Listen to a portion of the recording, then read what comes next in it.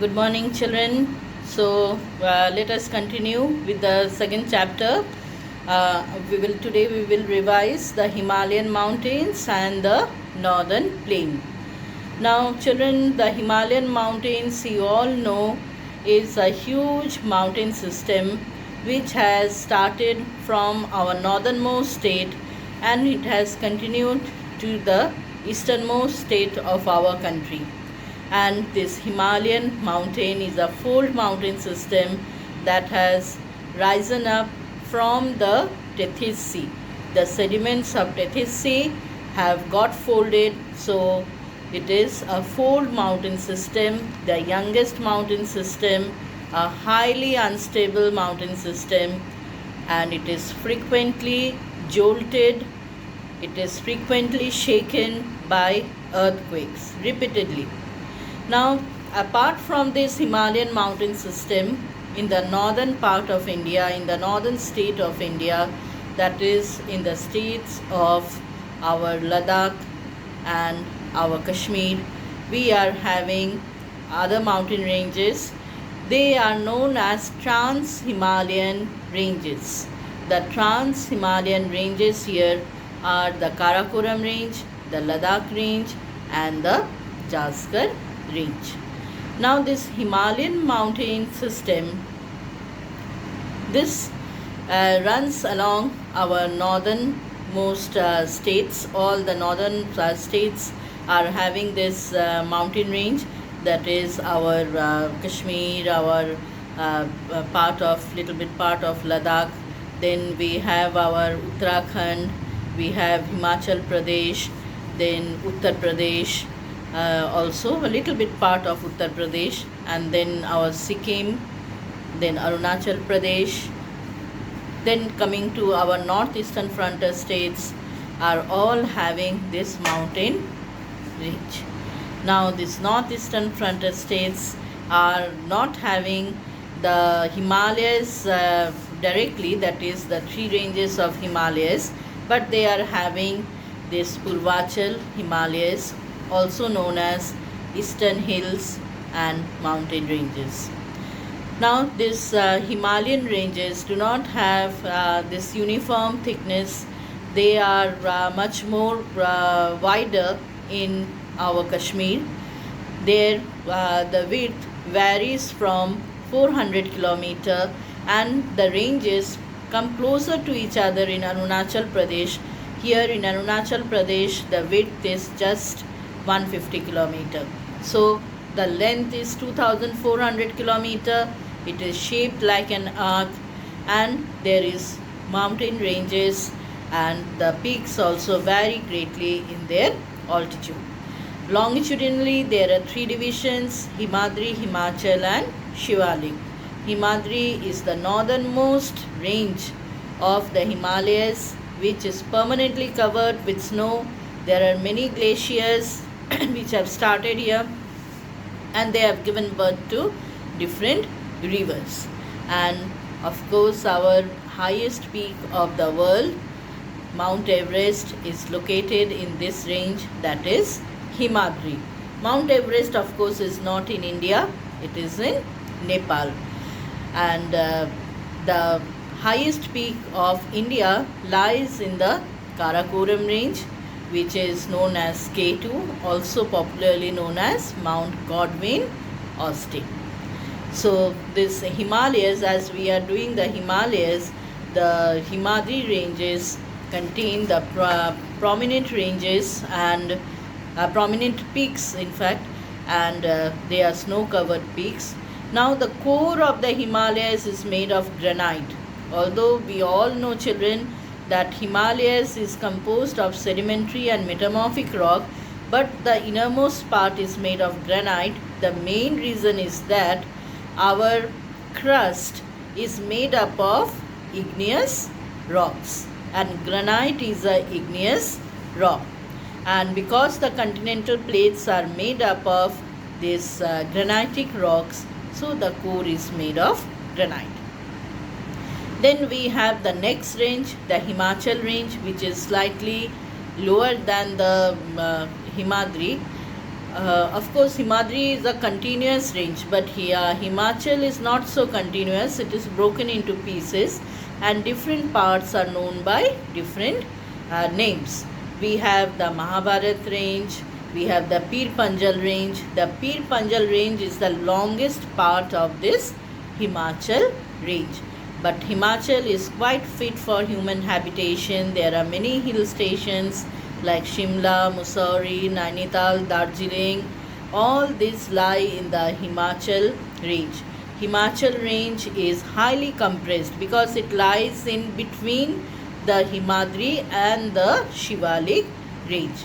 The height obviously varies from 3,700 meters to 4,500 meters. In case of Himadri, it was the average height was 6,000 meters. That means all the peaks were above 6,000 meters. This Himachal is also known for well-known valleys like the Kashmir Valley, the Kulu Kangra Valley. They all lie in this Himachal range. Now, in between the Himachal and the Shivalik, there is a huge area which is a valley, and that valley is having a huge lot of gravels deposited there. Now these gravels have rolled down the Himachal ranges, and they have deposited and formed a flat bottom valley, and that flat bottom valley is known as dunes. Like you must have heard of Dehradun. Dehradun is the capital of Uttarakhand. So this Dehradun is in fact surrounded by the Himachal range on one side and the Shivalik range on the other side.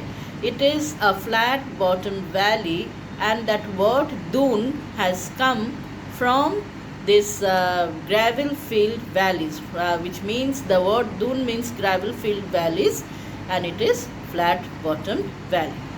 Now this lowest range of the Himalayas is the Shivalik. The Shivalik range is much lower in height, and this range is very much unstable. It is prone to landslide because it is made up of soft sedimentary rock which is very loose now, and whenever there is heavy rains, huge pieces of boulders and rocks and pebbles, they come down, they slide down the hill slopes, and so Shivalik is very much prone to landslide. Its height is quite less. Its height ranges from 9,000 meters to 1100 meters. Now this was the division according to the longitudinal stretch, but sometimes we also divide the Himalayas according to the rivers that separate them. Now mainly 4 to 5 rivers are considered important here.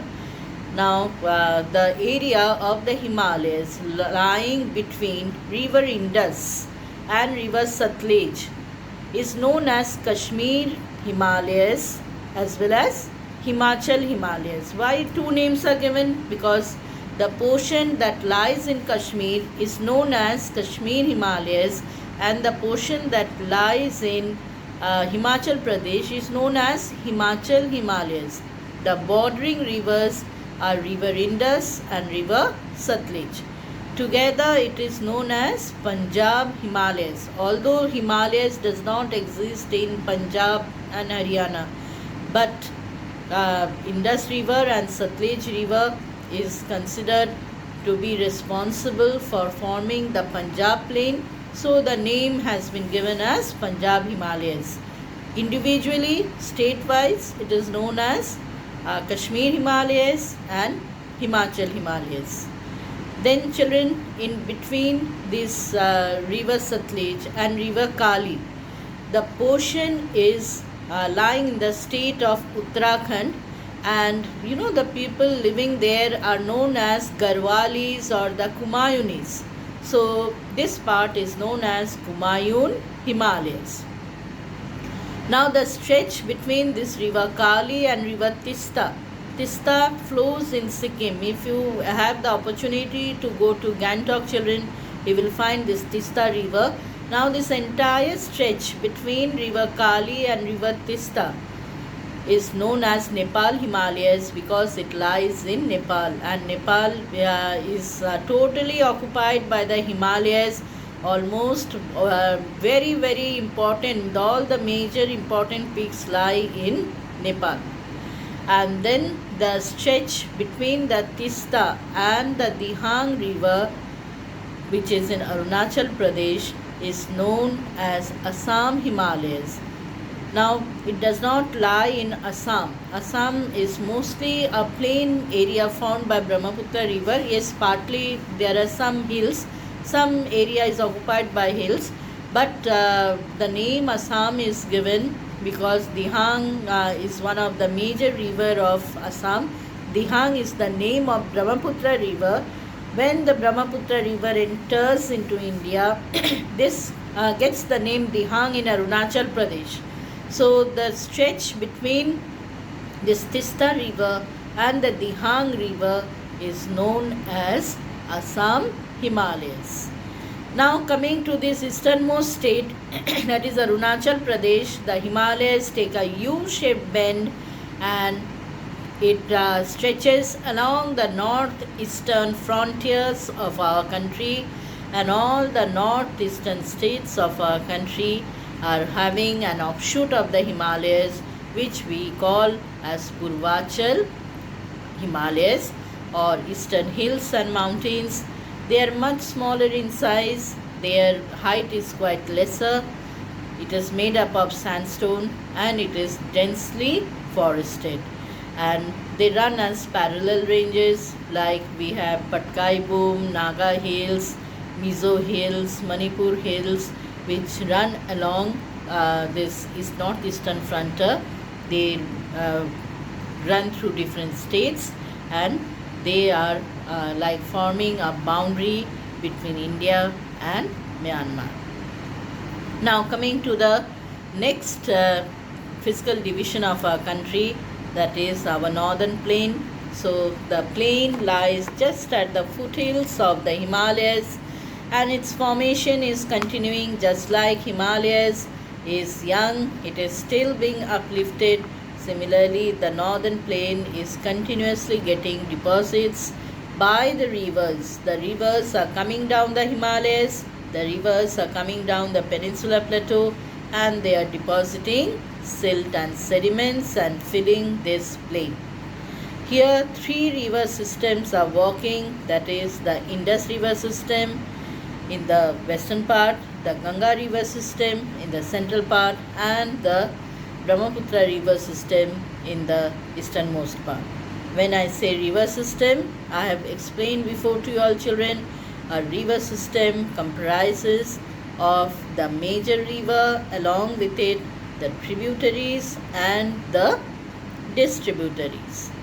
Now this northern plain obviously is a plain area which has certain advantages, like this plain area has a favorable climate, the plain area is having a continuous water supply, and the fertile soil deposited by the river makes it very fertile, and throughout the year cultivation is carried on. It is intensively cultivated and densely populated because human civilization have started along the river banks since the ancient days, and Ganga river was also an area which has attracted settlers in the past. Now in this plain area we find that the rivers have deposited, and this depositional work is not only found in the plain area but within the bed of the river. That is, within the river you will find that islands are formed, and these islands have also become place of habitation.